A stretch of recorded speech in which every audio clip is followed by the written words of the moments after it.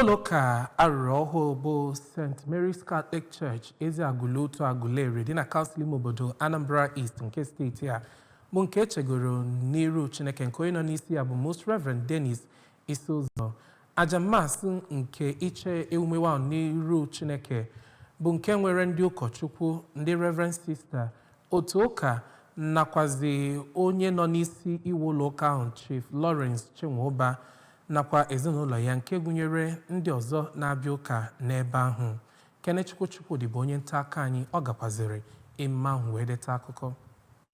Oge nkụzi ya, Most Reverend Isizoh kwusiri ike na ime mmemme dedication n'onu bekee bụ iwere ụlọ ụka ahụ nyefe n'aka Chineke ka ọ bụrụ ebe a ga na-enwe otuto ya, ịzọpụta mkpụrụ obi ndị mmadụ yanakwa inye nkụzi nke Chukwu ziri ezi, ma gakwa n'iru kene Chief Chinwuba dịka o si dị njikere ịlụ ụlọ ụka ahụ. N'okwu nke ya, Chief Chinwuba bụ onye kwusiri ike na ịlụ ụlọ ụka ahụ bụ inye Chukwu ekene na ihe ọ na-eme na ndụ ya yanakwa ndị ezinụlọ ya, nke ọ lụrụ ụlọ ụka ahụ karịa arọ 10, bụkwara nke ọ na-alụ nwayọọ nwayọọ aha ọbụla, ma gakwa n'iri kwuo na ezinụlọ ya bụ nke ga na-eto Chukwu site na inyere ndị mmadụ aka kwa aha ọbụla. Onye bụ nnukwu ụkọchukwu na ụlọ ụka ahụ bụ Reverend Father Rufus Echefu n'okwu ya kenekwere onye gbara mbọ lụọ ọrụ ha ụlọ ụka ahụ bụ Chief